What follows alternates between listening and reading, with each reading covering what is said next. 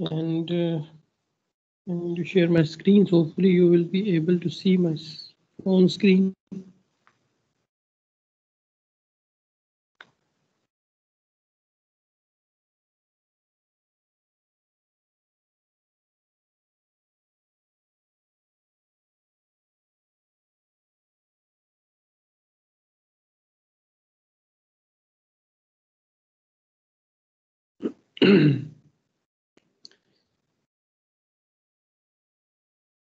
So last time we have finished with the surface integral and the divergence theorem. ठीक है, अगर आपको याद हो तो हमने कहा था कि बेसिकली जब हम वेक्टर इंटीग्रेशन कर रहे होते हैं तो उसमें बेसिकली दो तरह की इंटीग्रेशन आ जाती है। ठीक है, तो स्केलर इंटीग्रेशन हमने देखी थी, वो जो तीन तरह की थी, जिसमें 1D इंटेग्रल है जिसको हम लाइन इंटेग्रल कहते हैं, फिर उसमें सरफेस इंटीग्रल है और फिर उसमें वॉल्यूम इंटीग्रल था। लेकिन जो वेक्टर इंटीग्रेशन थी उसमें हमने देखा था कि हमारे पास दो टाइप्स थी, right. So there is line integral which we can perform over 2D or 3D vector fields, ठीक है, which are of this form a dot d, and then we have surface integrals जिसमें कि basically हम vector field के ऊपर एक surface integral perform करते हैं, and both of them are vector integrals because vector field जो है वो भी वेक्टर है और ये जो dl है ये भी एक वेक्टर है। ठीक है, लेकिन ऑफ कोर्स इसमें यह है कि जी जब हम उसका डॉट प्रोडक्ट ले लेते हैं तो then this vector integral becomes a scalar integral.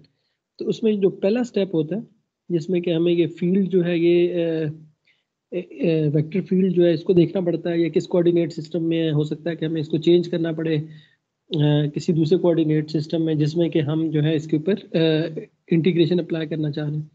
Similarly ये जो दूसरा वेक्टर है जिसको हम dl कह रहे हैं, ये हमें डिटरमिन करना पड़ता है कि जी जो मैं जिस लाइन के अलॉन्ग, जिस कॉन्टूर के अलॉन्ग मैं इंटीग्रेट करना चाह रहा हूँ वहाँ पे मेरा dl वेक्टर क्या होगा, स्मॉल इंक्रीमेंटल लेंथ वेक्टर क्या होगा। ठीक है, तो ये अक्सर आपको डिटरमिन करना पड़ता है और ये चीज़ भी डिपेंड करती है कोऑर्डिनेट सिस्टम के ऊपर कि आप किस कोऑर्डिनेट सिस्टम में काम कर रहे हैं, आपकी किस में आप इंटीग्रेट करना चाह रहे हैं। ठीक है, तीसरी चीज़ आ जाती है लिमिट्स ऑफ इंटीग्रेशन के जी, अच्छा उसमें आपने लिमिट्स कहाँ से कहाँ तक अप्लाई करनी है, और उसमें भी basically you have to be careful कि जी आप उसमें इंटीग्रेशन जो है जिस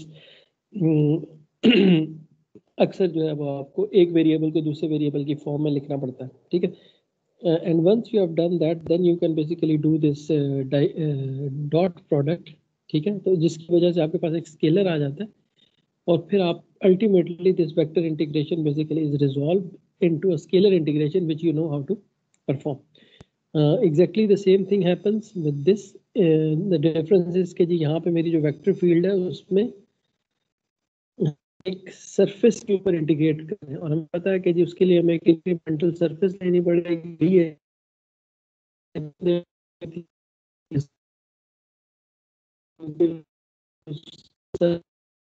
हम बेसिकली अपनी सरफेस को छोटे छोटे बहुत सारे इंक्रीमेंटल सरफेसेस में ब्रेक कर लेते हैं हर इंक्रीमेंटल सरफेस के ऊपर ये डॉट प्रोडक्ट कैलकुलेट करते हैं। ठीक है, और फिर अल्टीमेटली जो सारी इंटीग्रेशन होती है उनको सम अप कर रहे होते हैं। ठीक है, तो ये वाला जो पार्ट था ये तो हमने लास्ट टाइम देखा था। तो today we are going to go to the line integral, then ultimately we'll conclude our discussion with the Stokes theorem topic. Okay.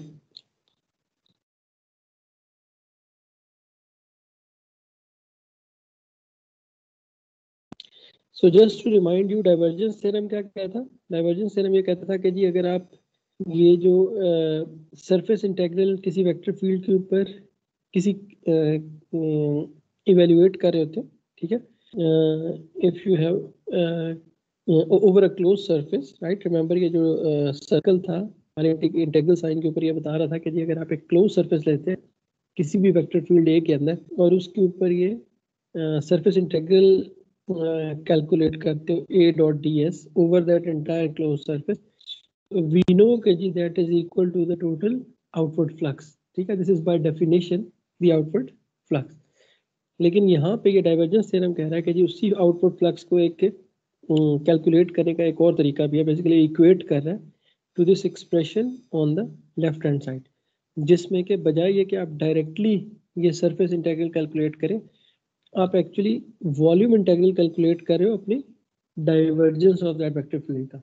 तो आप इसमें सो यू कैन सी कि जी this is basically sort of this is scalar integration, because इसमें क्या है कि आप डाइवर्जेंस कैलकुलेट कर रहे हो, divergence is scalar quantity.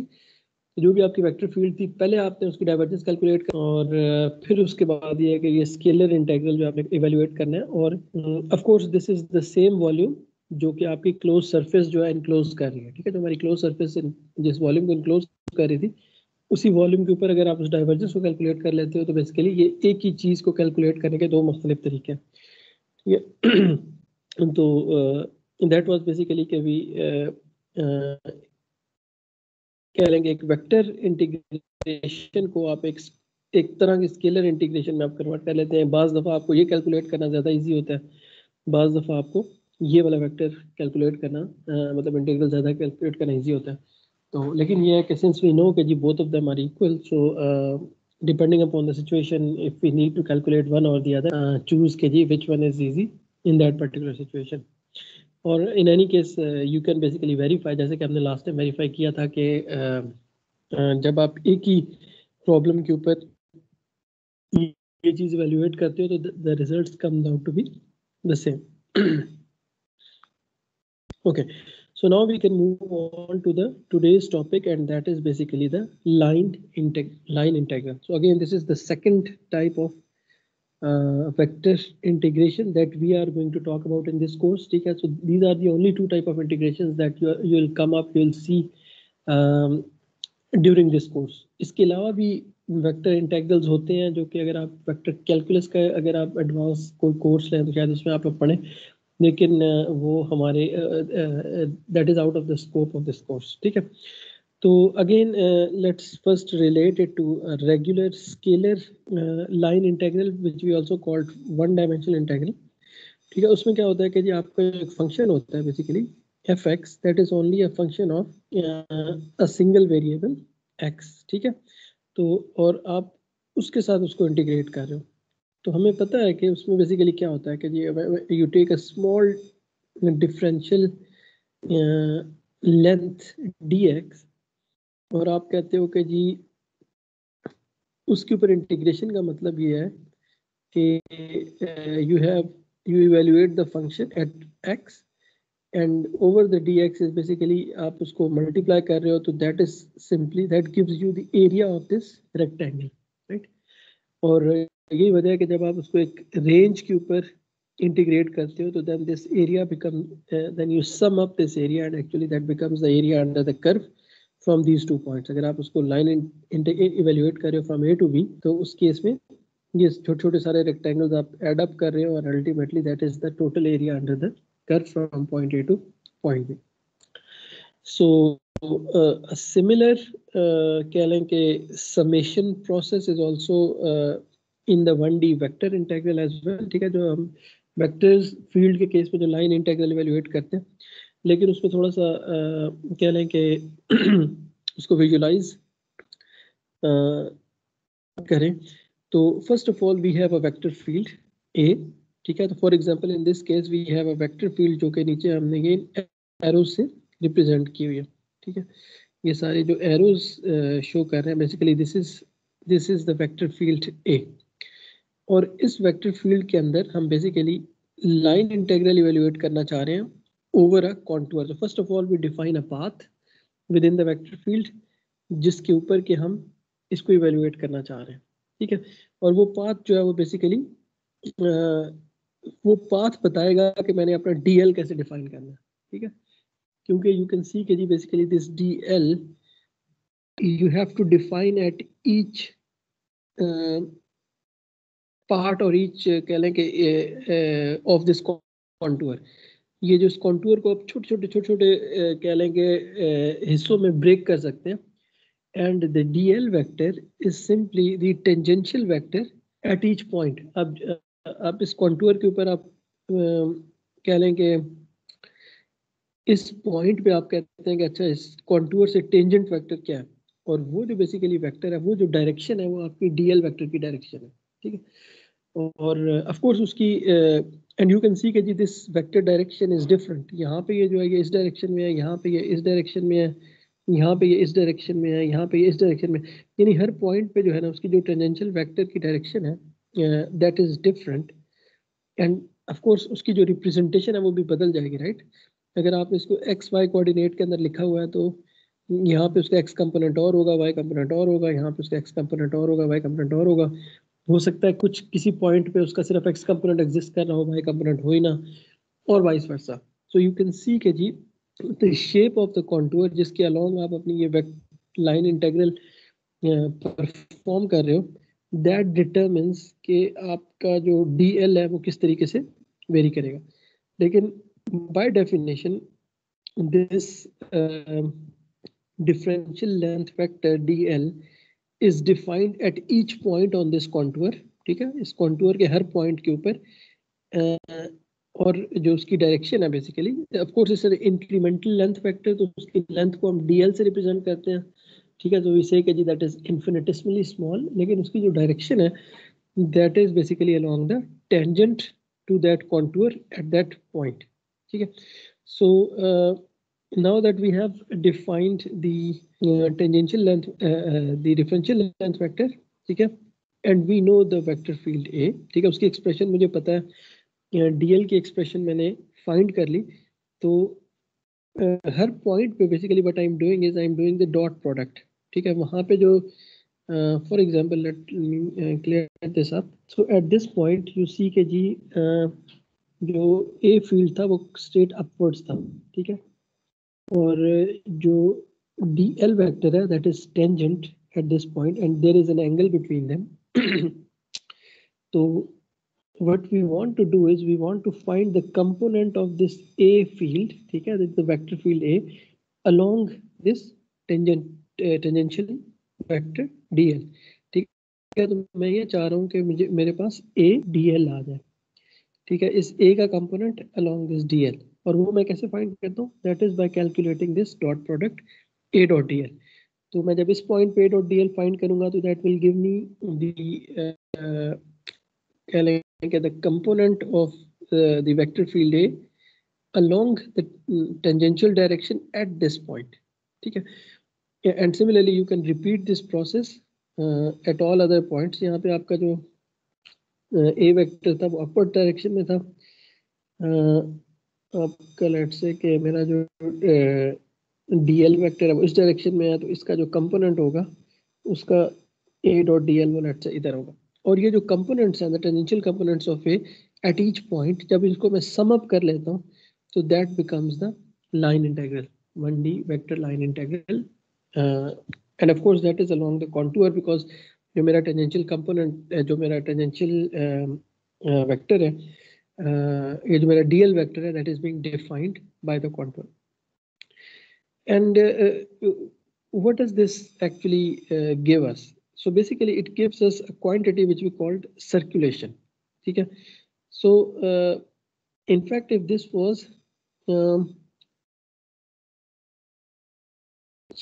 if because this if this contour was closed, ठीक है, जैसे कि यहाँ पे इस केस में है कि मेरे पास एक क्लोज्ड कॉन्टूर है जिसका कोई एंड पॉइंट नहीं है, ठीक है, the starting point and the end point you can say कि they are ending on each other. So in that case basically this integral, this gives us something which we called the circulation or the tendency of the object to rotate, ठीक है। So if this was for example a force field, ये जो field है A field जो है, ये अगर एक force field होती for example जैसे यहाँ fluid dynamics में होता है कि let's say this is the velocity of a fluid, तो उसके अंदर अगर ये आपके इस तरह का एक ऑब्जेक्ट होता, तो अगर आप यहाँ पे ये जो आपने अगर एग्जैक्ट रोटेशनल फोर्स इस ऑब्जेक्ट के ऊपर आपने कैलकुलेट करनी थी, तो this is how you are going to calculate it.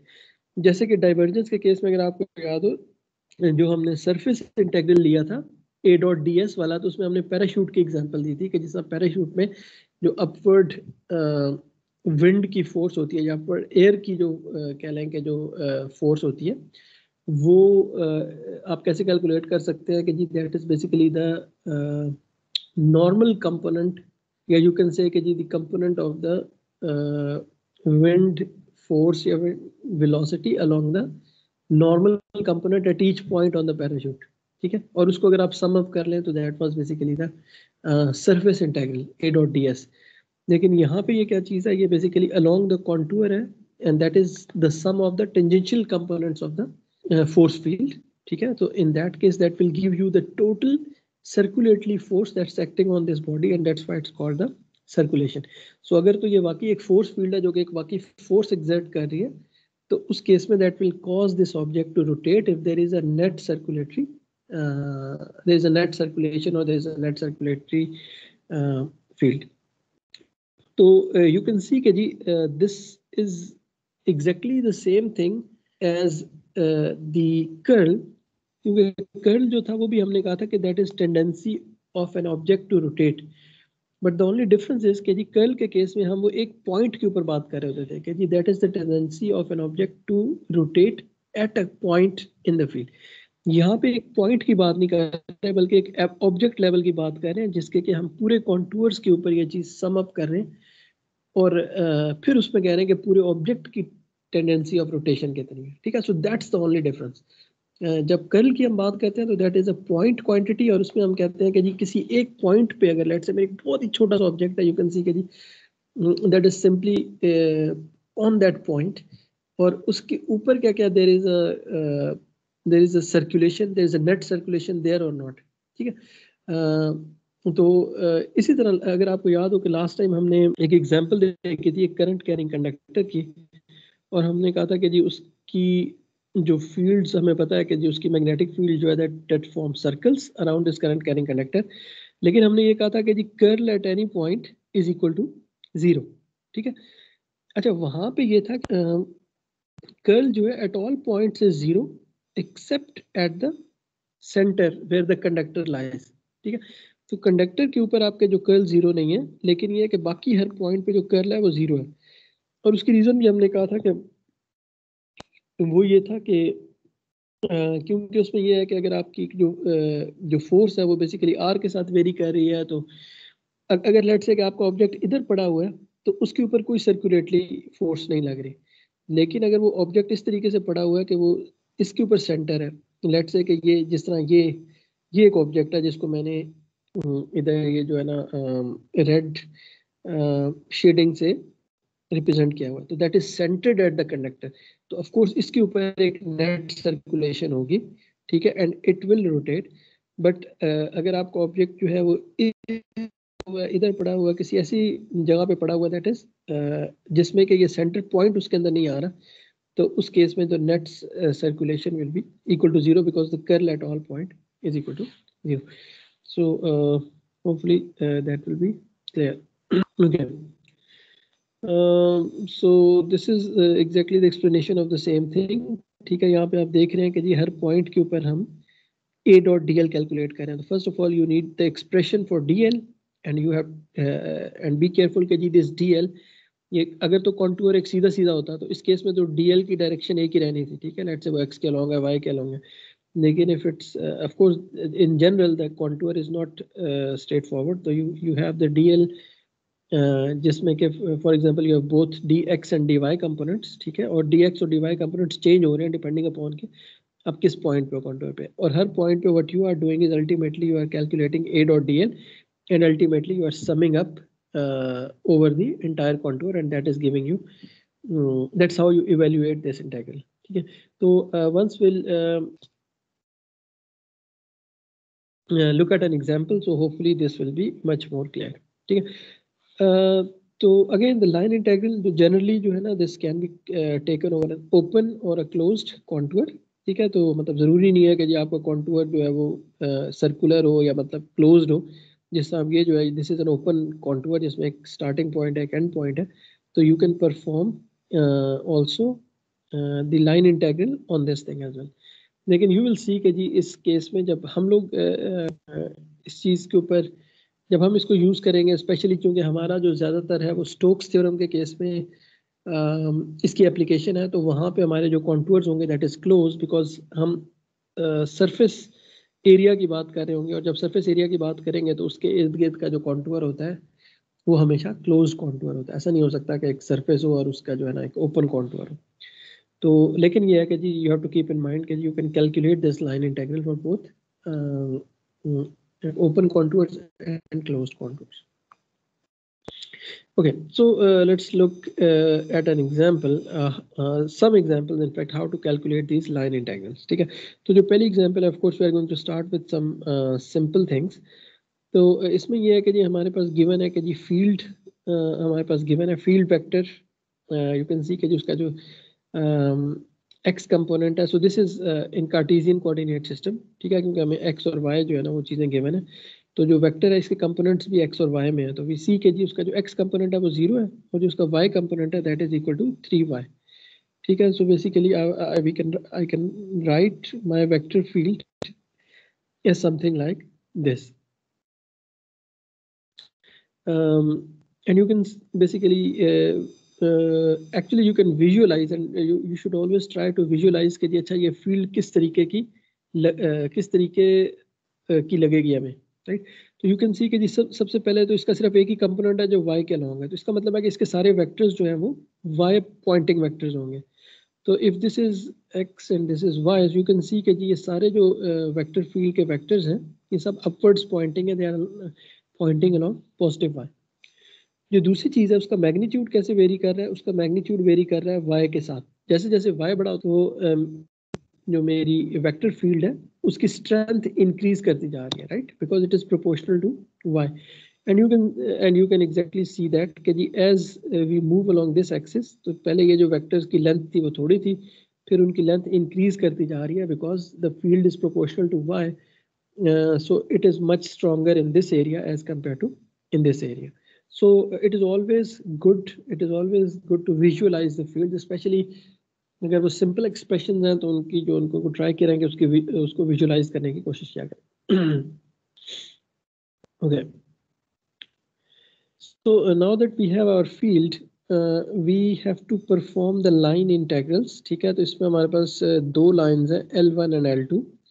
ठीक है, सो L1 is this blue line over here जो कि एट द बॉटम है, and this L2 is basically the red line जो कि वर्टिकल है। ठीक है, L1 हॉरिजॉन्टल डायरेक्शन में है और L2 जो है वो वर्टिकल डायरेक्शन में, as you can see over here. इसमें यू कैन सी के जी बेसिकली हमने ऐसी लाइंस चूज की हैं जिसमें कि उसकी जो DL वेक्टर है उसकी डायरेक्शन चेंज नहीं हो रही। L1 के केस में मेरा जो DL वेक्टर है that is pointing in the x direction.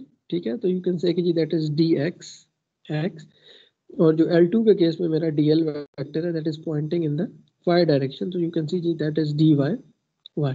ठीक है, और उसकी रेंजेस हमें गिवन है, उसकी लिमिट्स हमें गिवन है। ठीक है, L1 जो है दैट इज स्टार्टिंग फ्रॉम ये there is a mistake over here, please don't consider this. तो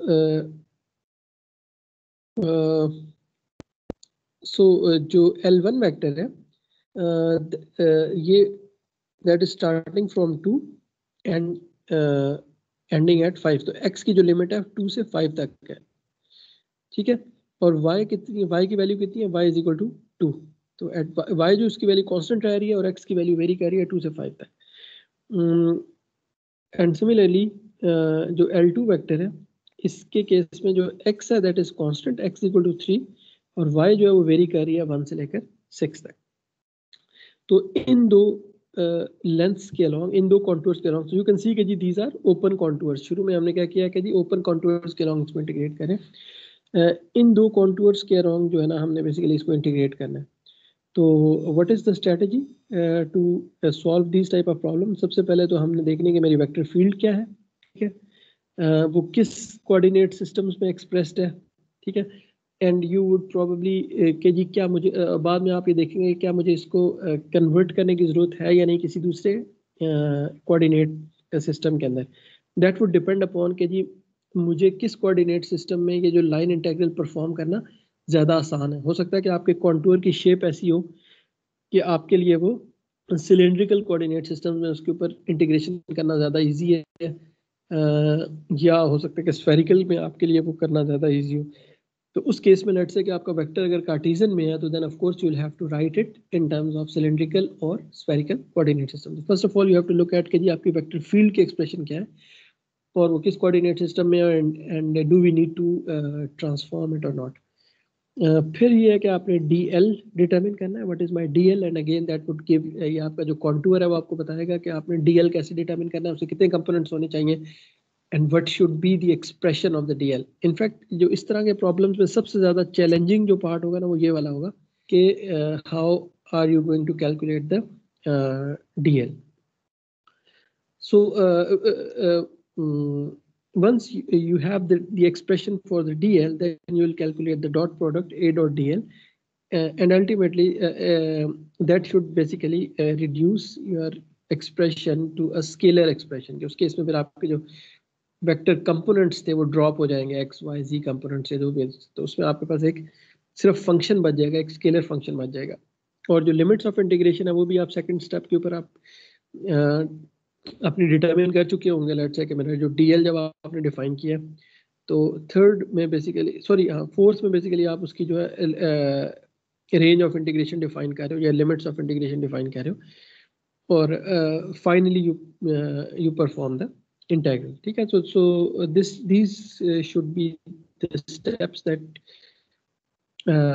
that you should follow in this order to actually perform to do these calculations without error या without any problem. So let's look at the solution for this problem. ठीक है, इस case में जो हमारा A vector है वो तो हमारा था, x कंपोनेंट 0 था, उसका y कंपोनेंट 3y था। ठीक है, यहाँ पे मिस्टेक है। फिर पहली लाइन के रॉन्ग, यहाँ पहले स्टेप में हमने क्या किया कि हमने DL चूज करना है, तो जो पहली मेरी लाइन था L1 उसके केस में मेरा DL जो था that is simply dx which is along x। ठीक है, तो उसको मैं वेक्टर रिप्रेजेंटेशन में ऐसे लिख सकता हूँ कि x कंपोनेंट उसका dx है और y कंपोनेंट उसका 0 है, ऑफ कोर्स क्योंकि उसका y कंपोनेंट है ही नहीं। तो अब अगर मैं अपनी वेक्टर फील्ड, अगर इस वेक्टर फील्ड का मैं कहूँगा इसके अलावा टेंजेंशियल कंपोनेंट क्या है, तो of course the vector field is normal to this contour, तो उसका कोई भी टेंजेंशियल कंपोनेंट है ही नहीं, राइट। तो अगर आप इसका डॉट प्रोडक्ट कैलकुलेट करें इन दोनों का, तो इसका x कंपोनेंट 0 है जबकि इसका x कंपोनेंट नॉन जीरो है, जब उसका y कंपोनेंट नॉन जीरो है तो इसका y कंपोनेंट 0, तो ultimately A dot DL is equal to 0, which is also which you can also verify, कह लें कि आप उसको विजुअली वेरीफाई कर सकते हैं, क्योंकि the A vector field is basically normal to my L1 line या L1 contour के ऊपर, उसका कोई टेंजेंशियल कंपोनेंट ही नहीं है। तो that is straight forward, A dot DL 0 हो गया। आगे मुझे रेंज ऑफ इंटीग्रेशन फाइंड करने की जरूरत ही नहीं है, क्योंकि मुझे पता है कि जी द एंटायर इंटीग्रेशन बिकम्स 0। तो इसके ऊपर तो A डॉट DL जो है basically that is equal to 0। What about the red line? ठीक है, तो उस केस में मेरा जो DL है that is dy along y, तो अब मेरे पास ये that is along the field, vector field A। ठीक है, तो अब इसका ऑफ कोर्स जो इसका सारे का सारा कंपोनेंट है वो टेंजेंशियल कंपोनेंट है, क्योंकि A वेक्टर फील्ड का भी जो कंपोनेंट है 3y वो भी y के अलोंग है, और मेरी जो DL है लाइन इंटीग्रल है that is also along y। So basically that becomes 3y multiplied by dy। ठीक है, और इसकी रेंज हमें गिवन है कि जी y की वैल्यू 3 से 6 तक चेंज हो रही है, सॉरी 1 से 6 तक। तो वो जब लिमिट्स ऑफ इंटीग्रेशन जो हमें क्वेश्चन में गिवन है, तो जब उससे हम एंटर करके लिमिट्स कैलकुलेट करेंगे आंसर, तो that would B 50, that should be straight forward. ठीक है, 3y dy उसको आप इंटीग्रेट कर लें तो then you should get this result about 52.5। तो यू कैन सी कि जी this was quite straightforward, यहाँ पे इतना इशू नहीं था, क्योंकि सबसे पहले तो हमें कोऑर्डिनेट्स ट्रांसफॉर्म नहीं करने पड़े। ठीक है, फिर हमारे DL और DY जो थे they were sort of constant in the sense कि उनकी डायरेक्शन चेंज नहीं हो रही थी, तो लिमिट्स भी प्री डिफाइंड थी, उसमें हमें खुद से जो है ना उनको फाइंड नहीं करना पड़ा, तो इस वजह से ये तो बहुत स्ट्रेट फॉरवर्ड और बहुत सिंपल एग्जांपल थी। ठीक है, अब इसमें लेट्स से कि अगर आप ये तीसरा कॉन्टूर होता जो कि यहाँ पे ग्रीन लाइन से रिप्रेजेंटेड है, ठीक है, तो इसके अलोंग अगर आपने उसको करना था, तो यहाँ पे ऑफ कोर्स आपका जो DL है जब आपने डीएल डिफाइन करना था, तो अब इस केस में आपका जो it has both x component and y component, तो यू शुड, तो आपने जो अपना इंक्रीमेंटल लेंथ वेक्टर डिफाइन करना था, that was dx x plus dy y, ठीक है। और ऑफ कोर्स इसमें फिर जो है लेट्स से कि आपके पास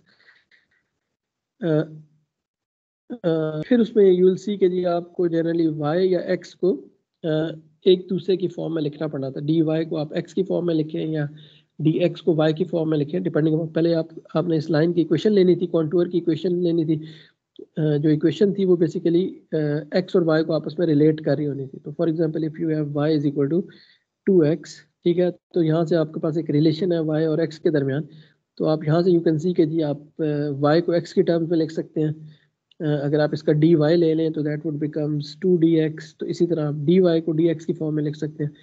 तो अल्टीमेटली आपका ऑब्जेक्टिव ये था कि आप इस पूरे के पूरे को एक ही वेरिएबल की फॉर्म में ले आए और अल्टीमेटली फिर उसमें इंटीग्रेट करें, क्योंकि लाइन इंटीग्रल जो आपका वन डायमेंशनल इंटीग्रल है, right.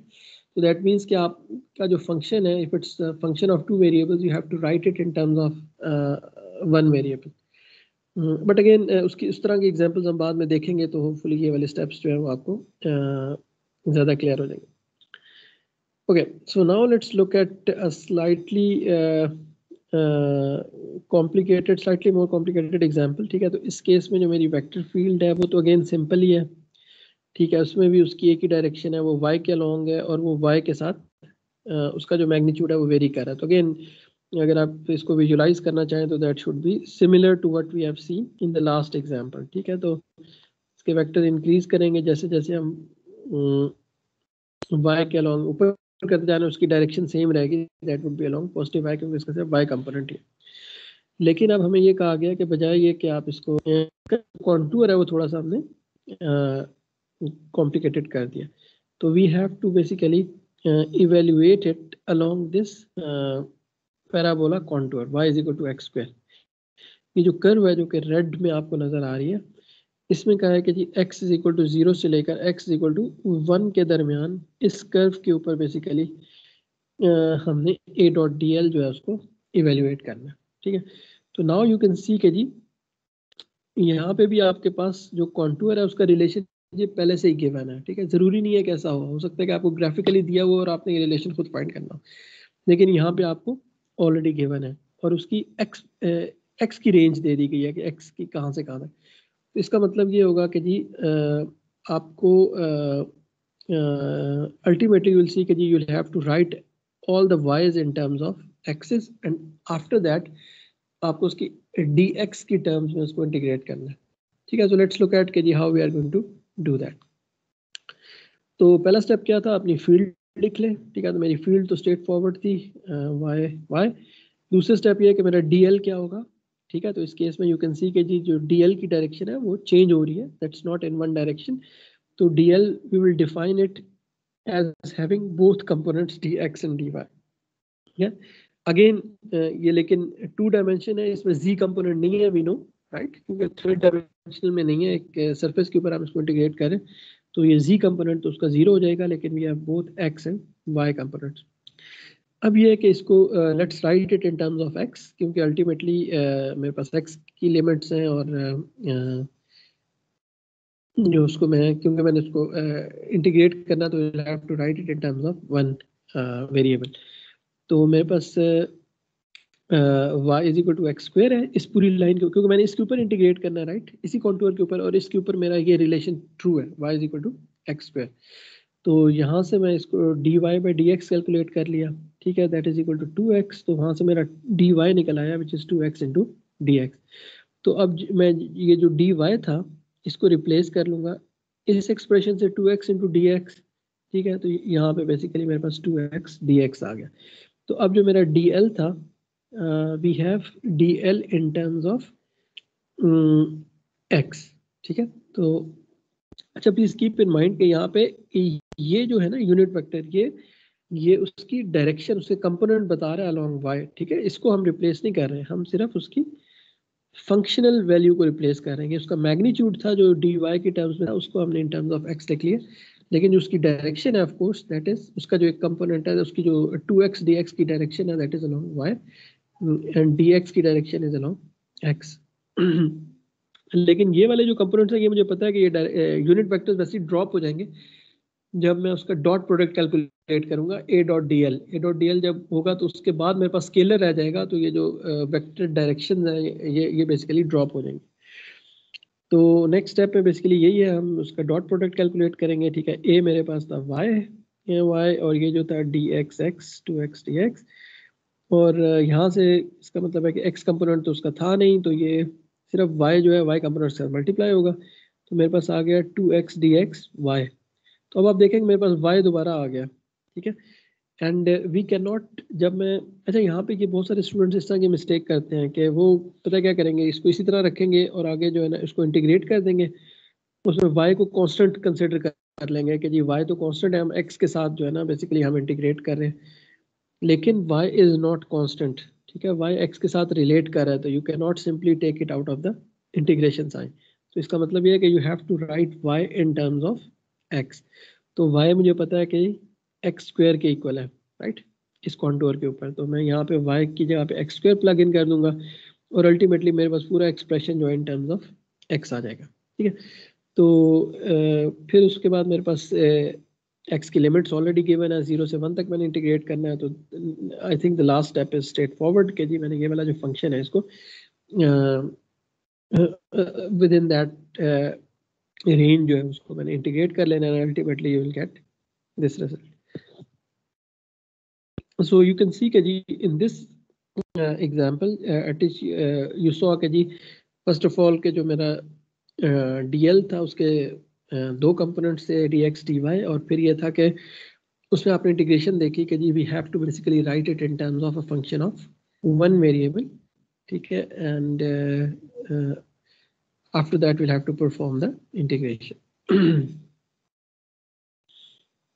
Okay, so let's look at another example which is a little bit more difficult। ठीक है, तो इसमें basically we are going to do the coordinate transformation also। तो यहाँ पे अगर आप देखें तो आपके मेरे पास एक वेक्टर फील्ड है जो कि कार्टेशियन कोऑर्डिनेट में गिवन है। ठीक है, उसको इसलिए उसमें फंक्शन के अंदर x और y भी स्पेसिफाई कर दिया कि जी it's a function of x and y, और जो उसका x कंपोनेंट है वो 0 है और जो y कंपोनेंट है वो x के साथ वेरी कर रहा है। तो नाउ यू कैन सी कि जी you have the field like this, जैसे जैसे मैं x के अलॉन्ग जा रहा हूँ, पॉजिटिव x के अलॉन्ग, मेरा फील्ड वेक्टर्स जो है उनकी लेंथ बड़ी होती जा रही है। The strength of the field is increasing along positive x direction, लेकिन उनकी जो जो कंपोनेंट है वो y है, राइट। सो द x मतलब उसकी जो डायरेक्शन है यू कैन सी कि जी they are along the y। तो मेरे जो फील्ड है that is like this x y unit vector. So this is my vector field. अच्छा, एंड बेसिकली हमें ये बताया गया कि ये this is a force field, तो this represents a mechanical force. अगर इसके अंदर कोई चीज़ पड़ी हुई है तो दिस रिप्रेजेंट्स के यहाँ पे इस ऑब्जेक्ट के ऊपर ज़्यादा फोर्स एक्ट हो रही है, यहाँ पे उससे कम हो रही है, यहाँ पे उससे कम हो रही है क्योंकि उसकी एक्स की वैल्यू कम है। तो दिस फील्ड जिस जिस पॉइंट पे जो उसके वेक्टर की वैल्यू है that is representing the force that is being acted by that field at that point. अच्छा, आगे क्या, using a line integral compute the work done by the force field on a particle that moves along the curve C. ठीक है, तो ये जो green line है which is basically a quarter part of a circle. ठीक है, इसके along अगर मेरा एक पार्टिकल मूव कर रहा है तो उसके ऊपर बताओ कि टोटल वर्क डन कितना होगा from this point two this point. ठीक है, वर्क डन क्या होता था अगर आपको याद हो, work done is F dot ds where ds was the distance, right। तो यहाँ पे आपने ds को हम इसको dl की फॉर्म में लिखेंगे ताकि हम इसको वो अपने सरफेस वाले उससे कंफ्यूज ना करें। ठीक है, तो F डॉट dl बेसिकली आपकी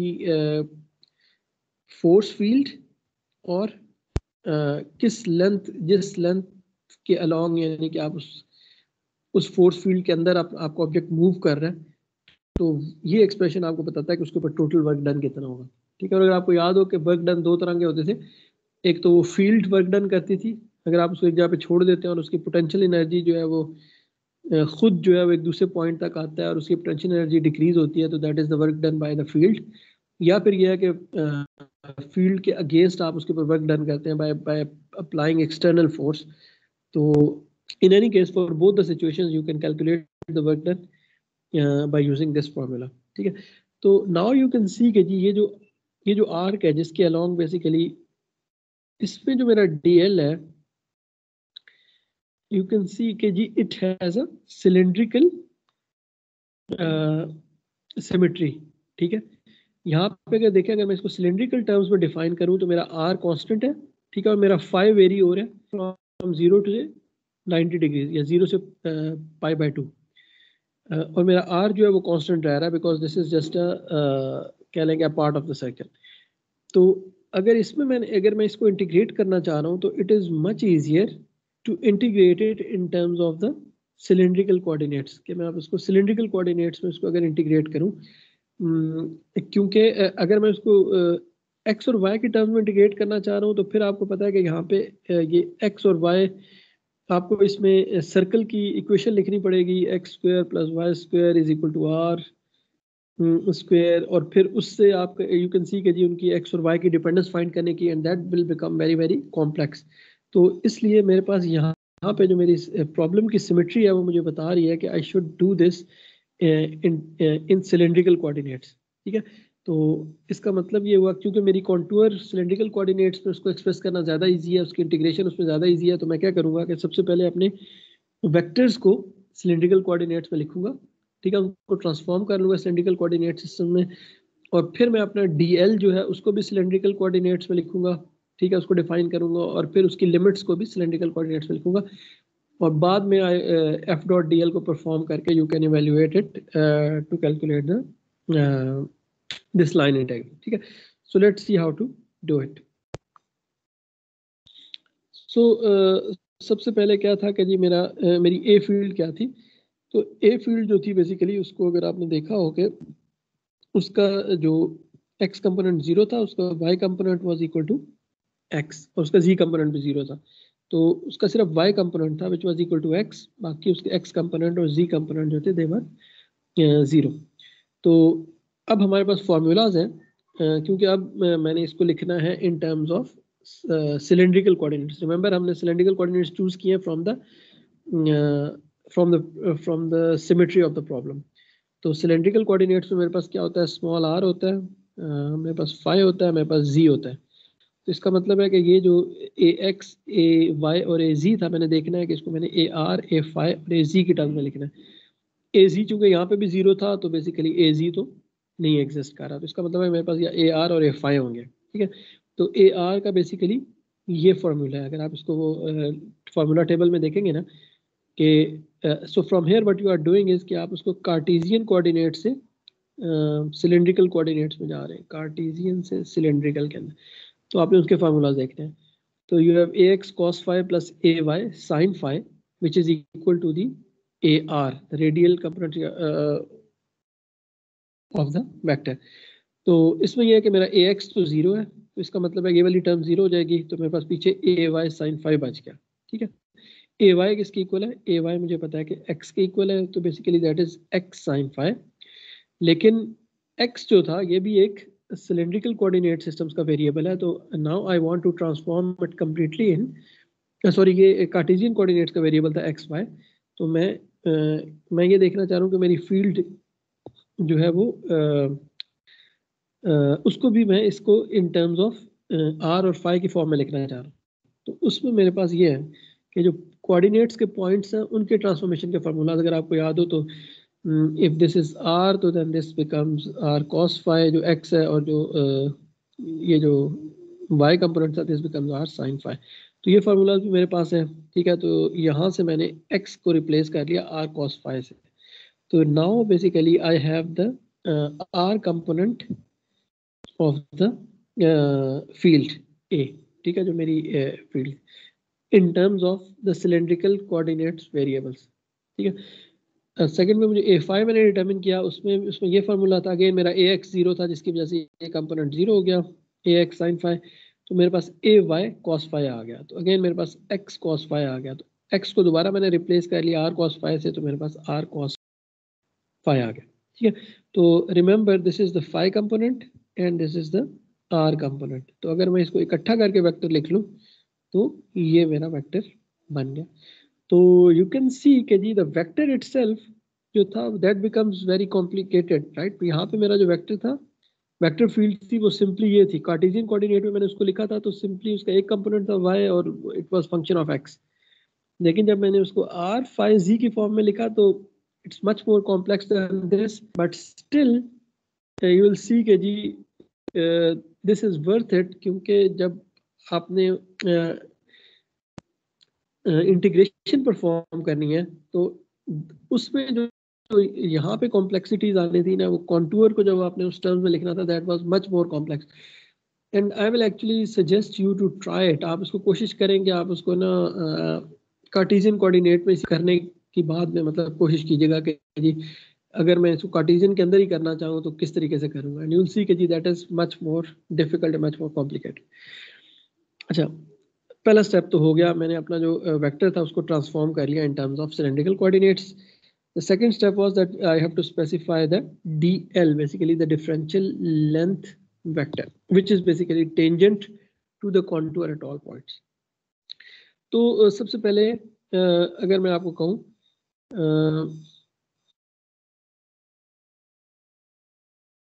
अगर मेरे पास एक इस ट्रेजेक्ट्री के ऊपर what is the tangent vector, tangent direction, इस पॉइंट पे अगर मैं किसी भी पॉइंट पे टेंजेंट ड्रॉ करूं तो सिलेंड्रिकल कोऑर्डिनेट्स में वो किस यूनिट वेक्टर के अलोंग पॉइंट कर रहा है। तो I think it should be straightforward कि जी basically this direction, this tangent direction at the boundary of the circle is always pointing along the phi direction, क्योंकि सिलेंड्रिकल कोऑर्डिनेट्स में हमने अपने phi को इस तरीके से डिफाइन किया हुआ है कि वो जो सिलेंड्रिकल सरफेस होती है, ठीक है, उसमें सिलेंड्रिकल सरफेस के हर पॉइंट पे that is tangent to that cylindrical surface. And if you look at this, so this is basically the part of that cylinder. अगर इसमें जी होता तो ये एक सर्कल जो था एक सिलेंडर बन जाता, और यहाँ पे बेसिकली हर पॉइंट पे के जो टेंजेंट वेक्टर है that is along the phi direction, ठीक है। तो यू कैन सी कि जी यहाँ पे मुझे पता है कि जो मेरा डी एल वैक्टर है उसका सिर्फ डी फाई कंपोनेंट होगा, ठीक है, डी फाई पाई, उसका कोई आर कंपोनेंट नहीं है, आर यहाँ पे कांस्टेंट रह रहा है, ठीक है। उसका कोई क्या लेंगे, उसका जी कंपोनेंट नहीं है, क्योंकि हम हमारा जी भी कांस्टेंट है, जी तो वैसे ही हम Z is equal to constant plane के अंदर है। तो लेकिन ऑफ कोर्स दैट वुड ये एंगल है डी फाई, तो इसको मैंने कन्वर्ट करना है लेंथ के अंदर, तो वो मुझे पता है कि उसको कन्वर्ट करने का तरीका है कि उसको आर से मल्टीप्लाई करूंगा, r d phi, so that would be this small length, ठीक है। लेकिन उसकी जो डायरेक्शन है that would be along phi. तो यू कैन सी कि जी यहाँ पे डी एल को लिखना कितना स्ट्रेट फॉरवर्ड था कि उसका जो डी आर कंपोनेंट है वो जीरो है, उसका डी सी कंपोनेंट जीरो है, और उसका जो फाई कंपोनेंट है that is simply r d phi. तो it is this simplicity that actually yes, it is this simplicity you will see कि जी that actually जिसकी वजह से आपका जो प्रॉब्लम है वो बहुत सिंप्लीफाई हो जाएगा, ठीक है। तो चलिए अब थर्ड स्टेप में मेरे पास क्या था कि जी मैंने F dot D l calculate करना है। एफ में मेरे पास दो कंपोनेंट थे, ठीक है। अच्छा, इसने वैसे यहाँ पे पता है इसने क्या किया, इसने इनको यहाँ पे जीरो नहीं किया, बल्कि ये आगे चल के जाके उनको जीरो कर रहा है।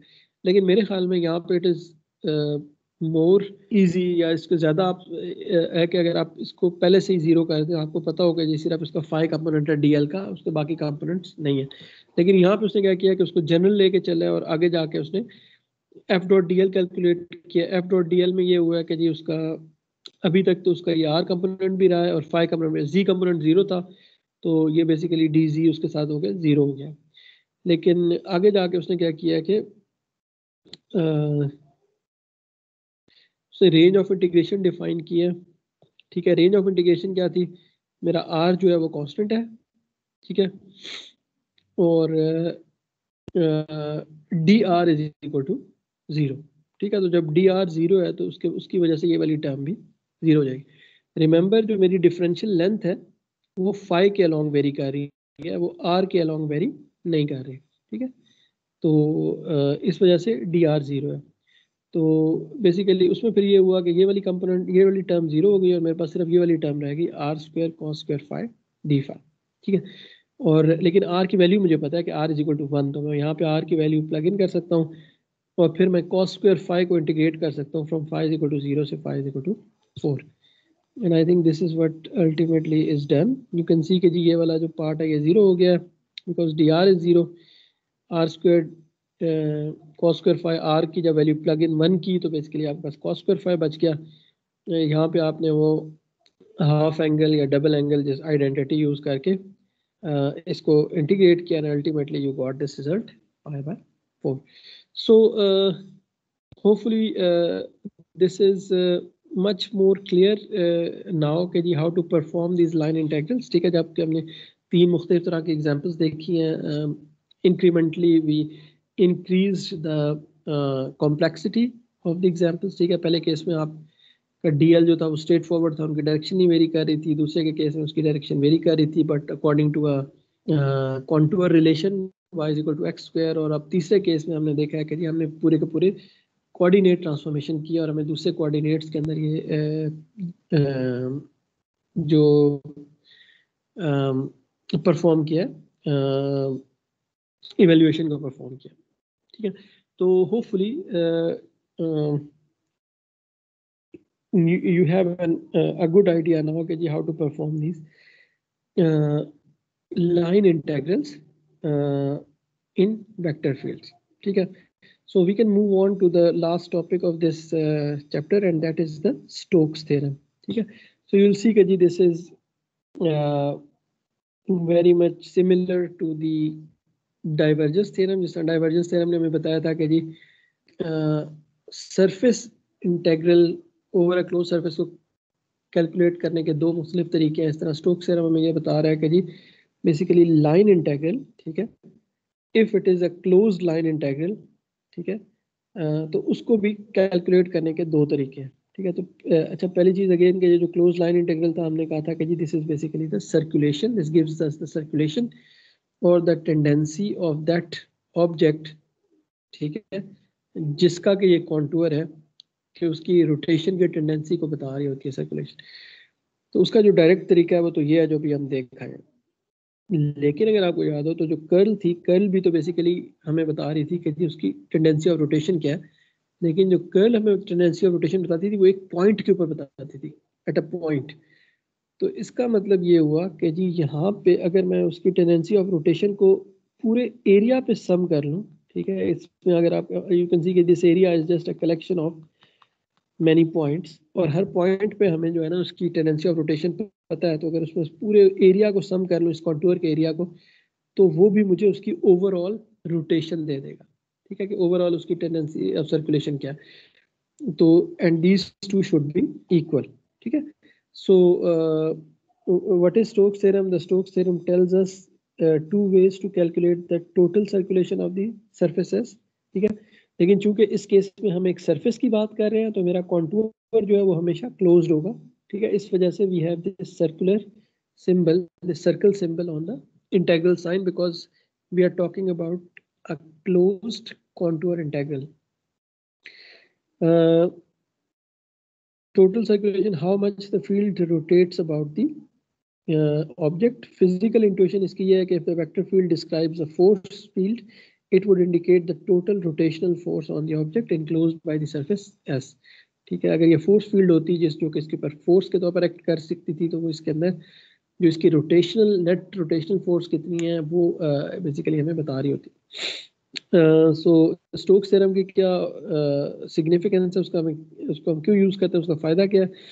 So it can be useful for converting a line integral around a contour to a surface integral of the area contained by the contour. कि ये जो लाइन इंटेग्रल है किसी कॉन्टूर के ऊपर, इसको हम कन्वर्ट कर सकते हैं to that a surface integral over the surface जो कि इस कॉन्टूर ने कह लें कि जिसको एनक्लोज किया होता। Okay, So recall that the curl of the vector field represents the circulation at a given point. तो मेरी जो curl था वो एक point quantity थी, तो the integral of the curl over the surface represents the total circulation of the surface. ठीक है, again ये चीज हम लोग अभी just कर चुके हैं, इसको डिस्कस कर चुके हैं. तो इसको एक और इंट्यूटिवली इसको देखने का ना, मतलब आप इसको इस तरीके से भी देख सकते हैं, राइट. लेट्स से कि ये मेरे पास एक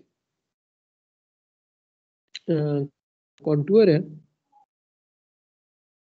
ठीक है. ये आउटसाइड जो इसके कॉन्टूर है उसको मैंने ये ब्लू लाइन से यहाँ पे शो किया, डिपिक्ट किया.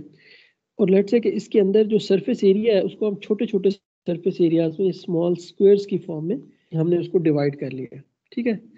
तो यहाँ पे अगर आप देखें कि अगर आपने ओवरऑल सर्कुलेशन देखनी है, ठीक है, कि overall circulation along this contour, तो it is the same thing, ठीक है. कि ये एक तो ये कि आप इसको सर्कुलेशंस को ये बाहर वाली जो एरोस के अलोंग ऐड कर लें, ठीक है, या ये जो छोटी छोटी इन छोटे छोटे एरियाज के ऊपर नेट सर्कुलेशन कैलकुलेट कर लें, सारी मतलब सर्कुलेशन, और उस सब को ऐड कर लें, ठीक है. तो basically you are doing the same thing. So how much will the surface on the right rotate? Two ways to do it. Add up all the arrows along the outer parameter, ठीक है, ये सारे arrows को add कर लें, और add up the circulation of the small सब elements, ये छोटे छोटे जो elements हैं इनकी individually circulation calculate कर लें और बाद में सबको ऐड कर लें. तो इनफैक्ट यहाँ पे स्टोक्स थ्योरम में एग्जैक्टली ये हो रहा है, ठीक है. ये जो राइट हैंड साइड है ये बेसिकली कॉन्टूर के अलोंग जो उसके एरोज हैं उनको हम ऐड कर रहे हैं, ठीक है. और ये जो है ये बेसिकली उसके छोटे छोटे हमने एरियाज बना लिए, और वहाँ पे जो उसकी नेट सर्कुलेशन है वो एक छोटे इंक्रीमेंटल एरिया एलिमेंट के अंदर उन सबको ऐड करें ओवर द एंटायर एरिया. तो essentially we are doing the same thing. तो अगेन जो स्टोक्स थ्योरम है इसकी भी वेरिफिकेशन आप एग्जाम में पूछी जाएगी कि जी लेट्स प्लीज वेरीफाई दिस. अगर आपको मतलब एक प्रॉब्लम दिया जाएगा जिसमें कि आपको एक सरफेस गिवन है, एक वेक्टर फील्ड गिवन है, तो उसमें और उस सरफेस का ऑफ कोर्स एक कॉन्टूर है, तो आपसे कहा जाएगा कि जिसके कॉन्टूर के अलॉन्ग उसको इंटीग्रेट करो, इवेल्युएट करो बी डॉट डी एल और उसकी वैल्यू फाइंड करो, और सिमिलरली उसका कर्ल फाइंड करके उसकी सरफेस के ऊपर उसको इंटीग्रेट करो, and these both these sides should be equal, ठीक है. लेकिन यहाँ पे एक चीज आपने देखनी है कि ये दोनों जो है ये बेसिकली वेक्टर इंटेग्रल्स हैं, ठीक है. बी डॉट डी एल भी जो है ये भी एक वेक्टर इंटेग्रल है, और ये del cross B dot d s जो है ये भी एक वेक्टर इंटेग्रल है, क्योंकि आपका जो डी एस है इंक्रीमेंटल सरफेस वो भी एक वेक्टर है. तो यहाँ पे ज़रूरी नहीं है कि जी आपके लिए एक चीज़ ज़्यादा आसान हो दूसरे से, ठीक है. क्योंकि वेक्टर इंटेग्रल्स के केस में you have to take care of, क्योंकि वेक्टर क्वांटिटीज हैं उनके कौन से कंपोनेंट्स हैं, डी एल आप फाइंड कर रहे हैं तो उससे कितने कंपोनेंट्स होने हैं, फिर उनको अल्टीमेटली जो है ना उसको किस तरीके से परफॉर्म करना है. तो in this case probably the both evaluation of both the sides will be a little bit complicated. तो if you look at this example, ठीक है, इसमें see, so ये आपके जो सिलेंडर के ऊपर ना एक ये सरफेस है जिसको ब्लू शेडिंग से रिप्रेजेंट किया गया यहाँ पे, which are being formed by these this rectangular contour A B C D, ठीक है. तो ये वाला जो कॉन्टूर है A B C D, इसके ऊपर बेसिकली कहा गया है कि जी R इज इक्वल टू 2, जो इसका रेडियल है, तो centre point is equal to 2, और फाई की वैल्यू गिवन है, फाई जो है पाई बाय 3 से लेकर पाई बाय 2 तक बेसिकली वेरी हो रही है इस एरिया सरफेस के लिए. तो इसके ऊपर जी की वैल्यू 0 से लेकर 3 तक वेरी हो रही है कि जी इसके ऊपर आप इसको इवेल्युएट करें और देखेंगे क्या वाकई ये होल्ड कर रहा है या नहीं, ठीक है. तो इसमें आपकी जो बी फील्ड है वो भी सिलेंड्रिकल कोऑर्डिनेट्स में गिवन है already, that is cos phi divide by r. so the field is pointing in the upwards direction along the z direction, ठीक है, and it is a function of both phi and r, ठीक है। r के साथ inversely relationship है, जैसे जैसे r बड़ा हो रहा है ये फील्ड जो है ये इसकी जो कह लेंगे इसकी स्ट्रेंथ कम हो रही है r के साथ, और cos phi के साथ इसकी रिलेशन है कि जी जैसे जैसे phi एंगल बड़ा हो रहा है, मैक्सिमम थी फिर जीरो हो जाती है फिर मैक्सिमम होती है, तो इस तरह की बेसिकली एक साइनोसॉइडल फील्ड है around around a second. Anyway, let's try to do it.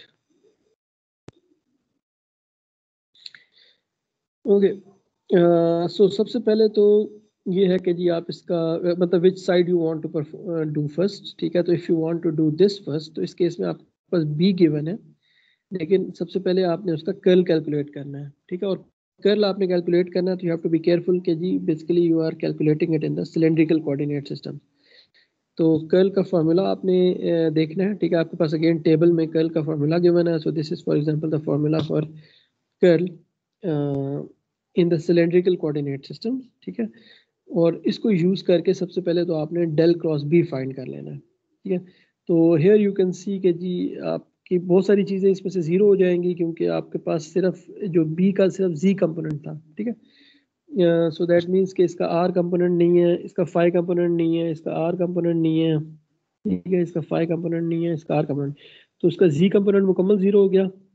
और आर और फाई आपका रह जाएगा, इसमें भी आपका जो है ना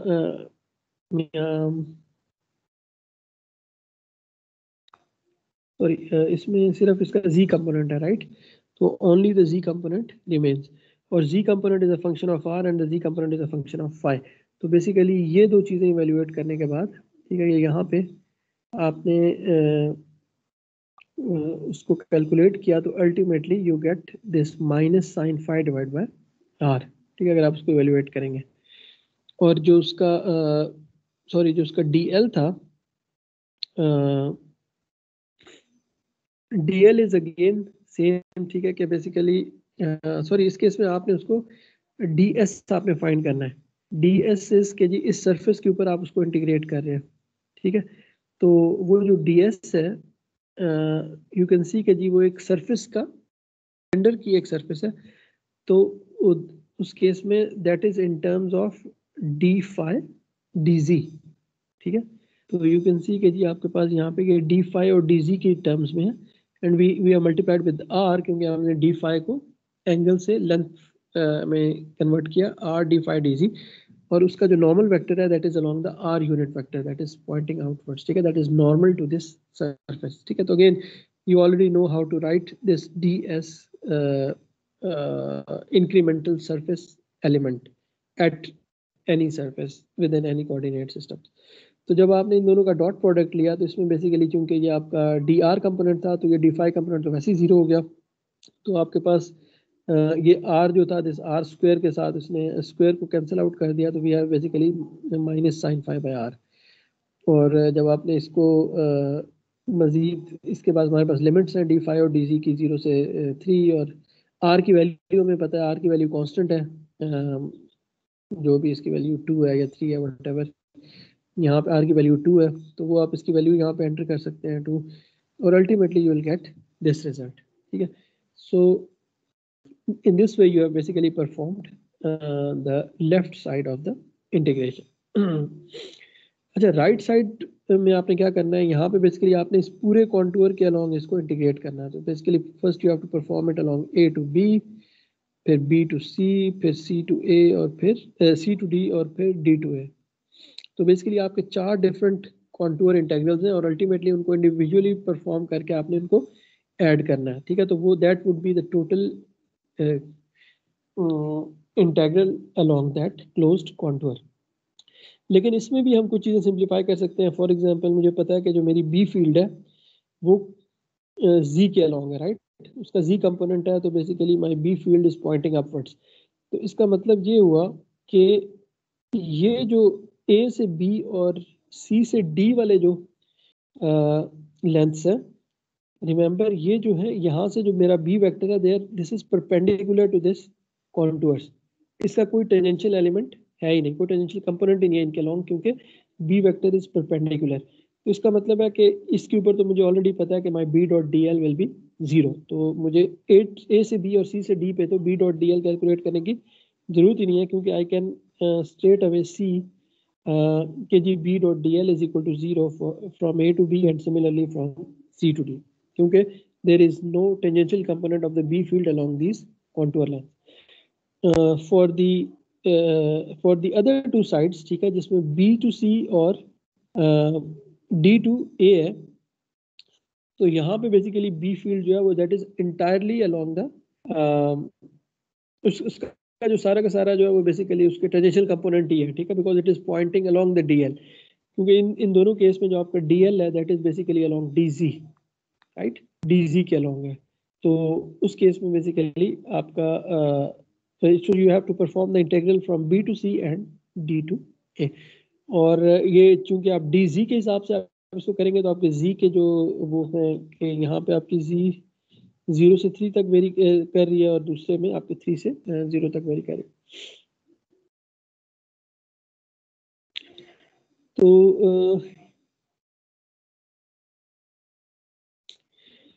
okay, so now you can see के जी बेसिकली आपका A to B ड्रॉप हो गया, आपका C to D ड्रॉप हो गया।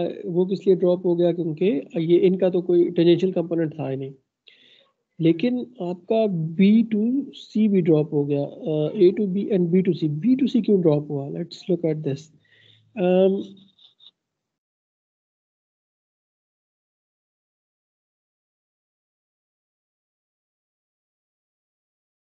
यस, B to C में क्या है कि अगर आप ये देखें, ये जो B to C है ये किसके ऊपर लाई कर रहा है? ये जो कॉन्टूर है ये लाई कर रहा है phi is equal to pi by 2 के ऊपर, राइट।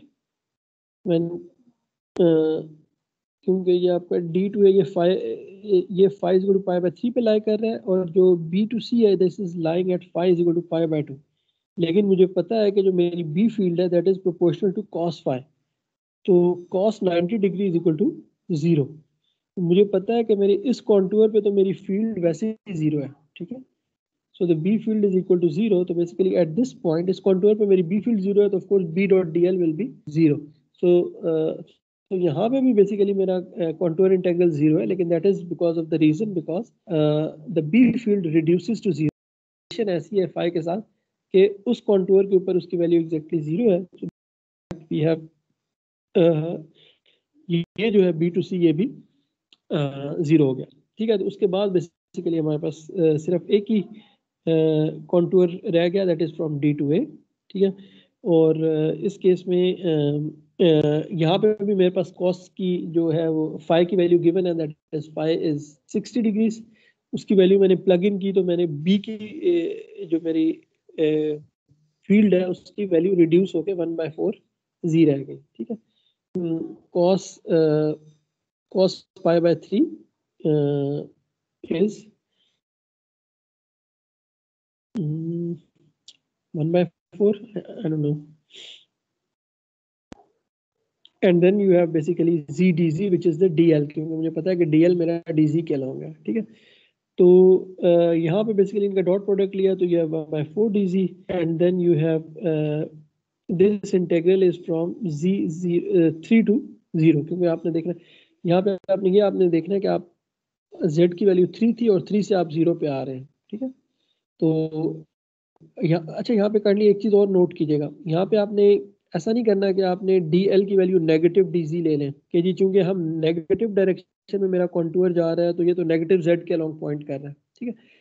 वो आपकी बात ठीक है कि जी this is pointing along negative Z, but we are not using this negative sign over here, क्योंकि हम लिमिट्स जो है वो भी 3 से 0 ले रहे हैं। हम फ्रॉम अपवर्ड्स टू डाउनवर्ड्स आ रहे हैं कि जी Z की वैल्यू पहले 3 थी और Z की value at the end point is 0। तो इसका मतलब ये हुआ कि जी अगर हम यहाँ पे भी लिमिट्स भी इस तरह लेते हैं और उधर भी नेगेटिव साइन लगा लेते हैं तो वो दोनों चीज़ों को हमने वो करके वो ultimately it will become positive. But यहाँ पे आपने बेसिकली क्या करना है कि you have to take the general direction DZ, ठीक है, और आपकी लिमिट्स डिटरमिन करेंगी कि जी आप पॉजिटिव डीजी की साइड पे जा रहे हैं, आप नेगेटिव डीजी की साइड पे जा रहे हैं। तो again this is a mistake that I see quite often कि स्टूडेंट्स कंसिडर के जी हम यहाँ से क्योंकि वेक्टर जो है वो फिजिकली पॉइंट जी के नेगेटिव जी के लॉन्ग कर, तो इसलिए हम यहाँ पे नेगेटिव साइन लगा लेते हैं। लेकिन you have to be careful कि जी आपकी लिमिट्स जो है वो ऑटोमेटिकली वो नेगेटिव साइन जो है वो इंट्रोड्यूस कर लेंगी डिपेंडिंग अपॉन कि आप फर्स्ट लिमिट जो है उसकी वैल्यू क्या है और सेकंड लिमिट की वैल्यू क्या है। तो इस वजह से यहाँ पे हमने ये इसकी वैल्यू जी डी जी लिया, कोई नेगेटिव साइन साथ नहीं रखा। जबकि लिमिट्स में हमने इसको क्या किया कि जी first limit is 3 and the second limit is 0, क्योंकि ऊपर आप 3 से 0 की तरफ आ रहे हैं। And ultimately there will be a negative sign and you will get negative 3/4. Okay, so hopefully this is clear, and I think this was the same result that we found over here. So you can see that the Stokes theorem is verified.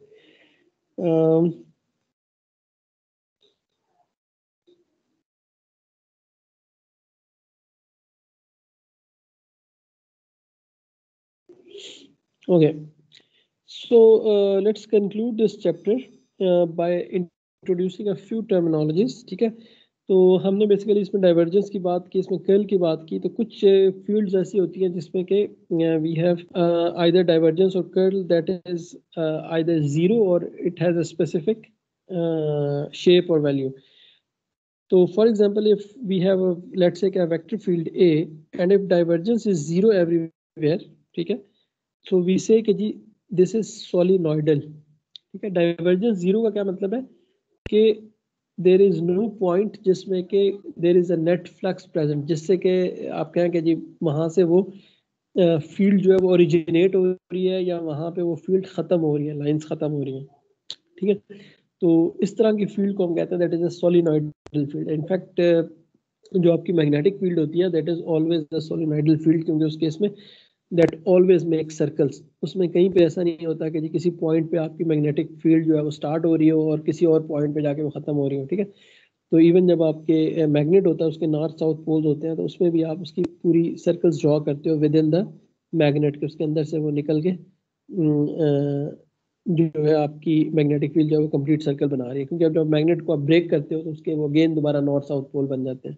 तो जो magnetic field है this is always सोलिनॉइडल। लेकिन आपकी electric field भी कुछ reason में या कहीं सोलिनॉइडल हो सकती है, लेकिन any field which has divergence which is equal to zero, so that's a solenoidal field. Okay, so if the curl is zero, then we say that the field is irrotational. ठीक है, तो basically that's not producing any rotation, where the circulation is zero. So if the curl is zero everywhere, then that field is called irrotational. If divergence A or curl A are both zero, then the vector field is called Laplacian field. Because if you have the curl and the divergence that is both zero, then that field is called a Laplacian field. If the divergence A and curl A are specified everywhere, then A is determined. ठीक है, अच्छा यहाँ पे ये इसमें ऐसा है कि जी अगर if you have a well defined curl and vector field, किसी भी वेक्टर फील्ड के लिए हर पॉइंट पे आपका जो कर्ल और डाइवर्जेंस है वो डिफाइंड है, तो देन यू से कि जी then you can determine that A. Basically आप उस वेक्टर फील्ड को फाइंड कर सकते हैं, उसको डिटरमिन कर सकते हैं। And in fact there is a theorem called Helmholtz theorem which you can use this to actually determine that field. This theorem actually helps us to solve electromagnetic problems, more advanced electromagnetic problems. ठीक है, लेकिन that's not part of your course. If A is the gradient of a scalar field, then A is conservative. ठीक है, if you can express a vector field, अगर आपके पास एक vector field है और आप उसको लिख सकते हो in terms of a gradient of a scalar field। अगर आपके पास एक स्केलर फील्ड थी लेट्स से A और आपने उसका ग्रेडियंट लिया और उससे जो वेक्टर फील्ड आपको मिली, ठीक है,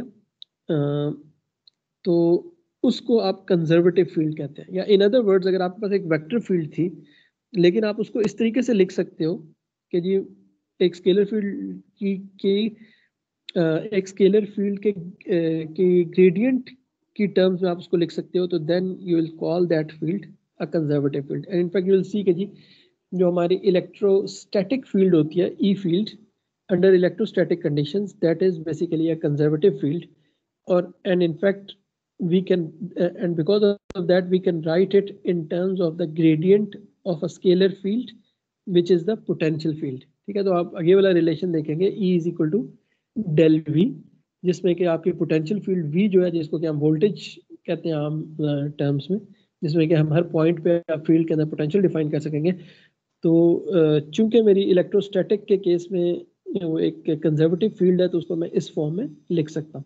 लेकिन यू विल सी कि जी this is not the true for the case of electrodynamics. जब स्टैटिक कंडीशंस नहीं है तो then electric field is no longer conservative. ठीक है, और जिसकी वजह से आपका जो है ना एक क्लोज्ड लूप के अंदर एक वोल्टेज इंड्यूस हो जाता है, राइट, जो आपका फैराडेज लॉ है, जिसकी वजह से आपको तो under time varying conditions you don't have.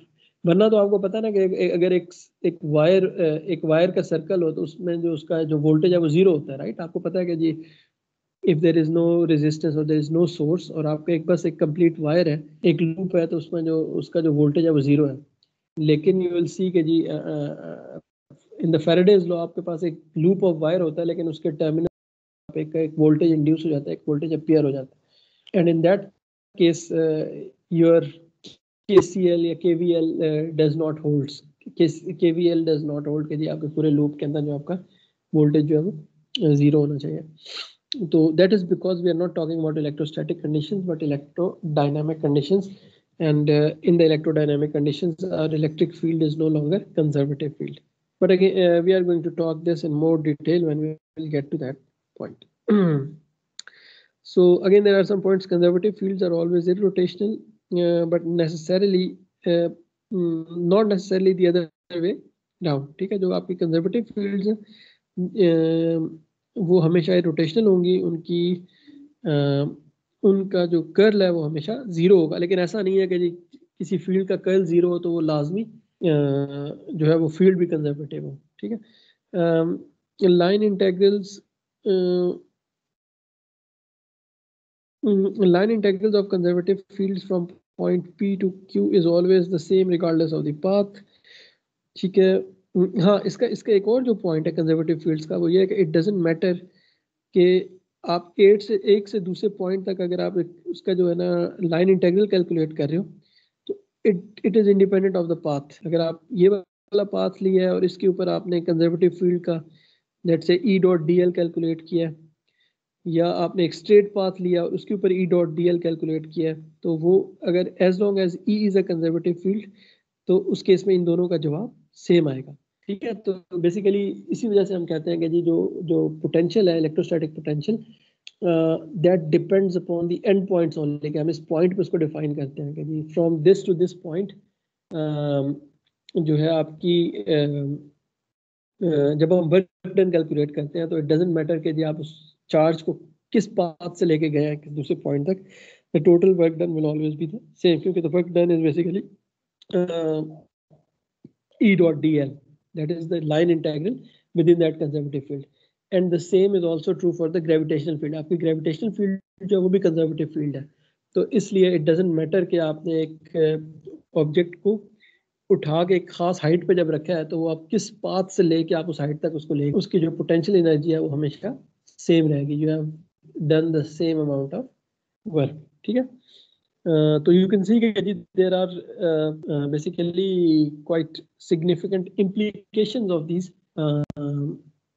results या these कि आपने अगर ये चीज़ हो तो उसका बेसिकली उसकी ये implication है, और उसकी वजह से आप की कुछ कैलकुलेशन बहुत सिंप्लीफाई हो जाती है। That is the case then you don't have to calculate it. मतलब अगर आपने कॉन्टूर से कैलकुलेट करना है तो आप उसको किसी कॉम्प्लिकेटेड कॉन्टूर के ऊपर आप उसको कैलकुलेट करने की जरूरत नहीं है, बल्कि आप उसको सिंप्लीफाई कर सकते हैं। आप कह लेंगे आप थोड़ा इजी कॉन्टूर चूज कर सकते हैं जहाँ पे आपकी कंप्यूटेशन सिंप्लीफाई हो जाएगी। Real world examples in electromagnetic solenoidal and irrotation. अच्छा, जो आपकी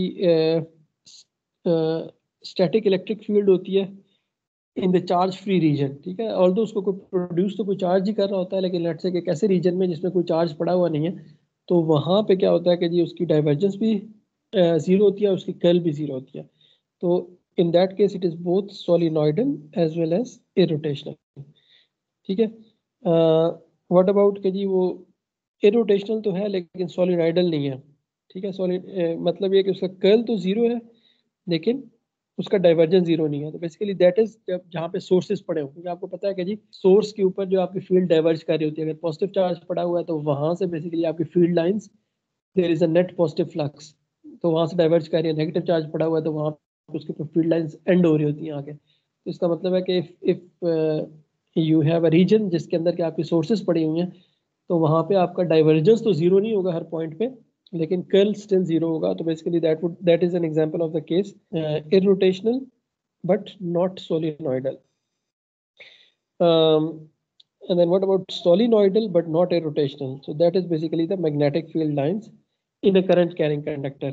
कि करंट कैरिंग कंडक्टर की जो मैग्नेटिक फील्ड लाइंस हैं तो वो सोलिनॉइडल तो है, उनकी कह लें कि डाइवर्जेंस तो जीरो है लेकिन उनकी कर्ल जीरो नहीं है, हर पॉइंट पे नहीं है। ठीक है, जो कर्ल एट द सेंटर जहाँ पे आपका कंडक्टर लाई कर रहा है वहाँ पे बेसिकली उसकी curl non zero at the source.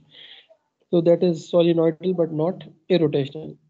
So what about neither solenoidal nor irrotational? So that is any electric field in a charged medium with time varying magnetic field. तो आपके पास जब that is the most general case जिसमें कि आपके पास time varying fields exist कर रही हैं और चार्जेस भी हैं, तो वहाँ पे ना कि आपकी फील्ड सोलिनॉइडल होती है और ना ही वो इरोटेशनल होती है। कंजर्वेटिव फील्ड के एग्जांपल अभी मैंने आपको बताया कि जी जो हमारे पास स्टैटिक इलेक्ट्रिक फील्ड्स हैं they are conservative fields.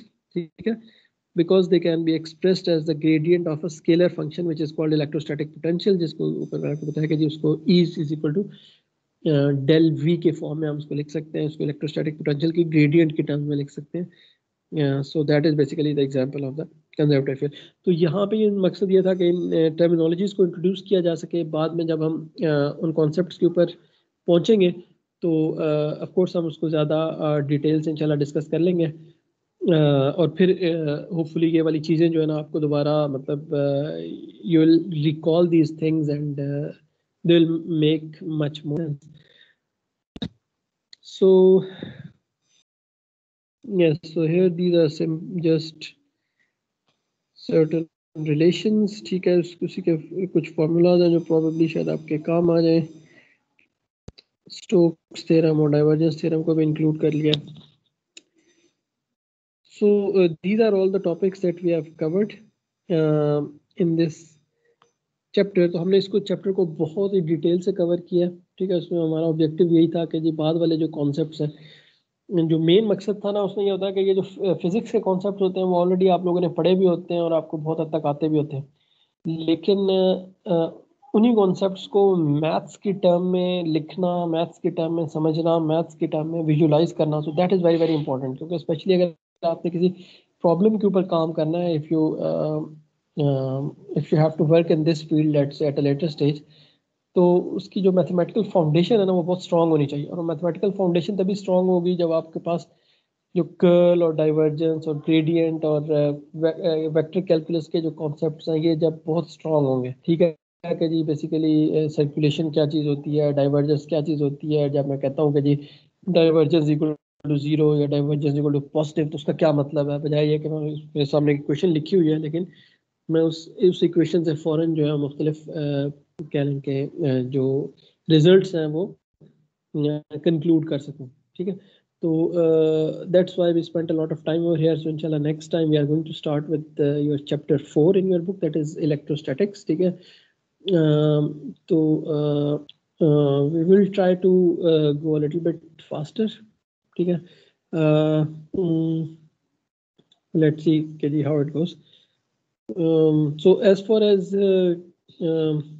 your exams are concerned, they are in the next week. आपका मिड जो है वो कब है schedule जो है?